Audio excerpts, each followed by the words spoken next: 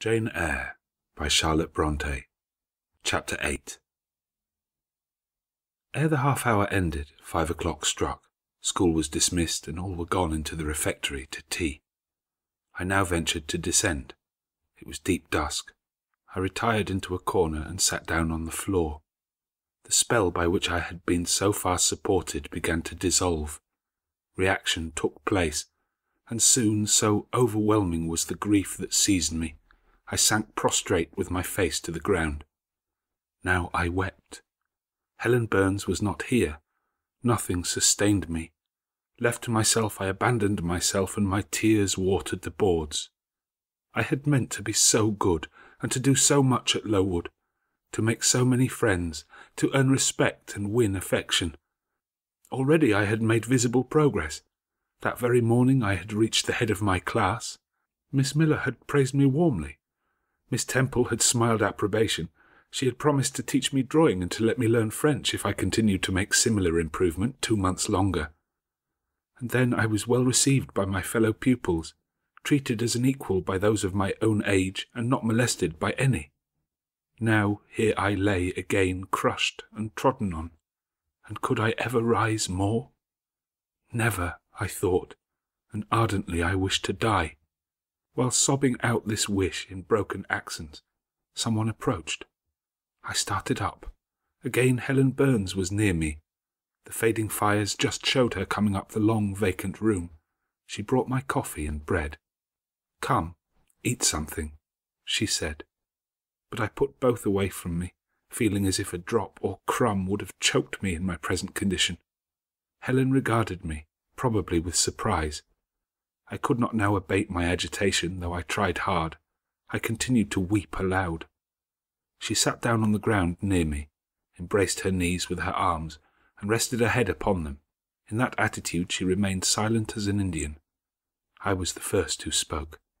"Helen, why do you stay with a girl whom everybody believes to be a liar?" "Everybody, Jane? Why, there are only 80 people who have heard you called so, and the world contains hundreds of millions." "But what have I to do with millions?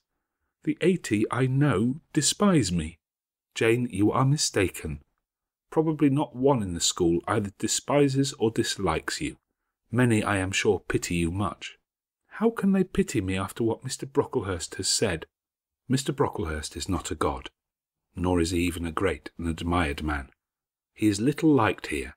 He never took steps to make himself liked. Had he treated you as an especial favourite, you would have found enemies, declared or covert, all around you. As it is, the greater number would offer you sympathy if they dared. Teachers and pupils may look coldly on you for a day or two, but friendly feelings are concealed in their hearts. And if you persevere in doing well, these feelings will ere long appear so much the more evidently for their temporary suppression. Besides, Jane—" She paused. "Well, Helen?" said I, putting my hand into hers. She chafed my fingers gently to warm them, and went on. "If all the world hated you and believed you wicked, while your own conscience approved you and absolved you from guilt, you would not be without friends." "No, I know I should think well of myself, but that is not enough. If others don't love me, I would rather die than live. I cannot bear to be solitary and hated, Helen. Look here, to gain some real affection from you or Miss Temple or any other whom I truly love, I would willingly submit to have the bone of my arm broken, or to let a bull toss me, or to stand behind a kicking horse and let it dash its hoof at my chest." "Hush, Jane. You think too much of the love of human beings. You are too impulsive, too vehement. The sovereign hand that created your frame and put life into it has provided you with other resources than your feeble self, or than creatures feeble as you. Besides this earth, and besides the race of men, there is an invisible world and a kingdom of spirits. That world is round us, for it is everywhere, and those spirits watch us, for they are commissioned to guard us. And if we were dying in pain and shame, if scorn smote us on all sides and hatred crushed us, angels see our tortures, recognize our innocence, if innocent we be, as I know you are of this charge which Mr. Brocklehurst has weakly and pompously repeated at second hand from Mrs. Reed, for I read a sincere nature in your ardent eyes, and on your clear front. and God waits only the separation of spirit from flesh to crown us with a full reward. Why then should we ever sink overwhelmed with distress, when life is so soon over, and death is so certain an entrance to happiness, to glory? I was silent. Helen had calmed me, but in the tranquillity she imparted there was an alloy of inexpressible sadness. I felt the impression of woe as she spoke, but I could not tell whence it came, and when, having done speaking, she breathed a little fast and coughed a short cough, I momentarily forgot my own sorrows to yield to a vague concern for her. Resting my head on Helen's shoulder, I put my arms round her waist. She drew me to her, and we reposed in silence. We had not sat long thus when another person came in. Some heavy clouds, swept from the sky by a rising wind, had left the moon bare, and her light, streaming in through a window near, shone full both on us and on the approaching figure, which we at once recognized as Miss Temple. "I came on purpose to find you, Jane Eyre," said she. "I want you in my room, and as Helen Burns is with you, she may come too." We went, following the superintendent's guidance. We had to thread some intricate passages and mount a staircase before we reached her apartment. It contained a good fire and looked cheerful. Miss Temple told Helen Burns to be seated in a low armchair on one side of the hearth, and herself taking another, she called me to her side. "Is it all over?" she asked, looking down at my face. "Have you cried your grief away?" "I am afraid I shall never do that." "Why?" "Because I have been wrongly accused, and you, ma'am, and everybody else will now think me wicked." "We shall think you what you prove yourself to be, my child. Continue to act as a good girl, and you will satisfy us." "Shall I, Miss Temple?" "You will," said she, passing her arm round me. "And now, tell me who is the lady whom Mr. Brocklehurst called your benefactress?" "Mrs. Reed, my uncle's wife. My uncle is dead, and he left me to her care." "Did she not then adopt you of her own accord?" "No, ma'am. She was sorry to have to do it, but my uncle, as I have often heard the servants say, got her to promise before he died that she would always keep me." "Well now, Jane, you know, or at least I will tell you, that when a criminal is accused, he is always allowed to speak in his own defence. You have been charged with falsehood. Defend yourself to me as well as you can. Say whatever your memory suggests is true, but add nothing and exaggerate nothing." I resolved in the depth of my heart that I would be most moderate, most correct, and, having reflected a few minutes in order to arrange coherently what I had to say, I told her all the story of my sad childhood. Exhausted by emotion, my language was more subdued than it generally was when it developed that sad theme, and mindful of Helen's warnings against the indulgence of resentment, I infused into the narrative far less of gall and wormwood than ordinary. Thus restrained and simplified, it sounded more credible. I felt as I went on that Miss Temple fully believed me. In the course of the tale I had mentioned Mr. Lloyd as having come to see me after the fit, for I never forgot the, to me, frightful episode of the Red Room, in detailing which my excitement was sure in some degree to break bounds, for nothing could soften in my recollection the spasm of agony which clutched my heart when Mrs. Reed spurned my wild supplication for pardon, and locked me a second time in the dark and haunted chamber. I had finished. Miss Temple regarded me a few minutes in silence. She then said, "I know something of Mr. Lloyd. I shall write to him. If his reply agrees with your statement, you shall be publicly cleared from every imputation. To me, Jane, you are clear now." She kissed me, and still keeping me at her side, where I was well contented to stand, for I derived a child's pleasure from the contemplation of her face, her dress, her one or two ornaments, her white forehead, her clustered and shining curls, and beaming dark eyes, she proceeded to address Helen Burns. "How are you tonight, Helen? Have you coughed much today?" "Not quite so much, I think, ma'am." "And the pain in your chest?" "It is a little better." Miss Temple got up, took her hand, and examined her pulse. Then she returned to her own seat. As she resumed it, I heard her sigh low. She was pensive a few minutes, then rousing herself, she said cheerfully, "But you two are my visitors tonight. I must treat you as such." She rang her bell. "Barbara," she said to the servant who answered it, "I have not yet had tea. Bring the tray and place cups for these two young ladies." And a tray was soon brought. How pretty to my eyes did the china cups and bright teapot look, placed on the little round table near the fire.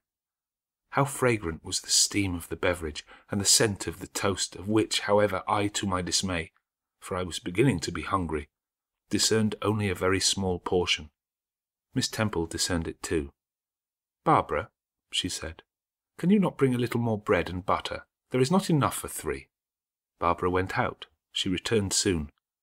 "Madam, Mrs. Harden says she has sent up the usual quantity."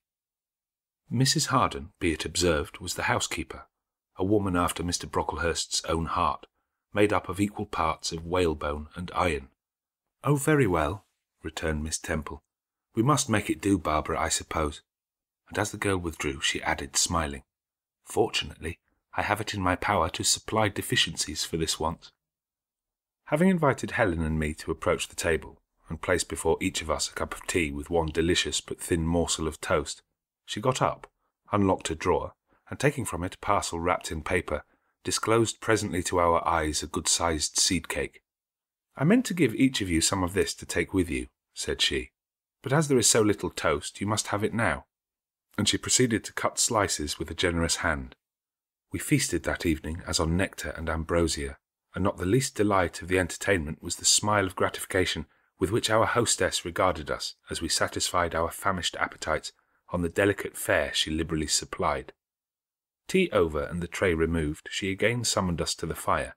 We sat one on each side of her, and now a conversation followed between her and Helen, which it was indeed a privilege to be admitted to hear.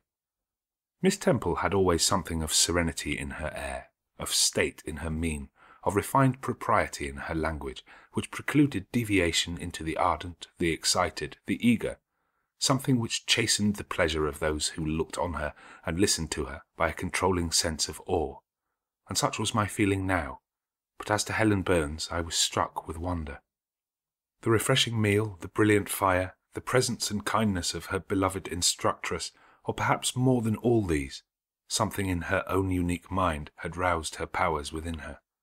They woke, they kindled first, they glowed in the bright tint of her cheek, which till this hour I had never seen but pale and bloodless. Then they shone in liquid lustre of her eyes, which had suddenly acquired a beauty more singular than that of Miss Temple's. A beauty neither of fine colour, nor long eyelash, nor pencilled brow, but of meaning, of movement, of radiance. Then her soul sat on her lips, and language flowed, from what source I cannot tell. Has a girl of 14 a heart large enough, vigorous enough to hold the swelling spring of pure, full, fervid eloquence? Such was the characteristic of Helen's discourse on that, to me, memorable evening. Her spirit seemed hastening to live within a very brief span, as much as many live during a protracted existence. They conversed of things I had never heard of nations and times past, of countries far away, of secrets of nature discovered or guessed at. They spoke of books, how many they had read, what stores of knowledge they possessed. Then they seemed so familiar with French names and French authors, but my amazement reached its climax when Miss Temple asked Helen if she sometimes snatched a moment to recall the Latin her father had taught her, and taking a book from a shelf, bade her read and construe a page of Virgil. And Helen obeyed, my organ of veneration expanding at every sounding line. She had scarcely finished ere the bell announced bedtime. No delay could be admitted. Miss Temple embraced us both, saying, as she drew us to her heart, "God bless you, my children." Helen she held a little longer than me. She let her go more reluctantly. It was Helen her eye followed to the door. It was for her she a second time breathed a sad sigh. For her she wiped a tear from her cheek. On reaching the bedroom we heard the voice of Miss Scatcherd. She was examining drawers. She had just pulled out Helen Burns's, and when we entered Helen was greeted with a sharp reprimand, and told that tomorrow she should have 6 of untidily folded articles pinned to her shoulder. "My things were indeed in shameful disorder," murmured Helen to me in a low voice. "I intended to have arranged them, but I forgot." Next morning Miss Scatcherd wrote in conspicuous characters on a piece of pasteboard the word slattern, and bound it like a phylactery round Helen's large, mild, intelligent and benign-looking forehead. She wore it till evening, patient, unresentful, regarding it as a deserved punishment. The moment Miss Scatcherd withdrew after afternoon school, I ran to Helen, tore it off, and thrust it into the fire. The fury of which she was incapable had been burning in my soul all day, and tears, hot and large, had continually been scalding my cheek, for the spectacle of her sad resignation gave me an intolerable pain at the heart. About a week subsequently to the incidents above narrated, Miss Temple, who had written to Mr. Lloyd, received his answer. It appeared that what he said went to corroborate my account. Miss Temple, having assembled the whole school, announced that inquiry had been made into the charges alleged against Jane Eyre, and that she was most happy to be able to pronounce her completely cleared from every imputation. The teachers then shook hands with me and kissed me, and a murmur of pleasure ran through the ranks of my companions. Thus relieved of a grievous load, I from that hour set to work afresh, resolved to pioneer my way through every difficulty. I toiled hard, and my success was proportionate to my efforts. My memory, not naturally tenacious, improved with practice. Exercise sharpened my wits. In a few weeks I was promoted to a higher class. In less than 2 months I was allowed to commence French and drawing. I learned the first 2 tenses of the verb être, and sketched my first cottage, whose walls, by the by, outrivaled in slope those of the Leaning Tower of Pisa, on the same day. That night, on going to bed, I forgot to prepare in imagination the Barmecide supper of hot roast potatoes or white bread and new milk with which I was wont to amuse my inward cravings. I feasted instead on the spectacle of ideal drawings, which I saw in the dark, all the work of my own hands, freely pencilled houses and trees, picturesque rocks and ruins, type-like groups of cattle, sweet paintings of butterflies hovering over unblown roses, of birds picking at ripe cherries, of wrens' nests enclosing pearl-like eggs, wreathed about with young ivy sprays. I examined too in thought the possibility of my ever being able to translate currently a certain little French story which Madame Pierrot had that day shown me, nor was that problem solved to my satisfaction ere I fell sweetly asleep. Well, as Solomon said, better is a dinner of herbs where love is, than a stalled ox and hatred therewith. I would not now have exchanged Lowood with all its privations for Gateshead and its daily luxuries.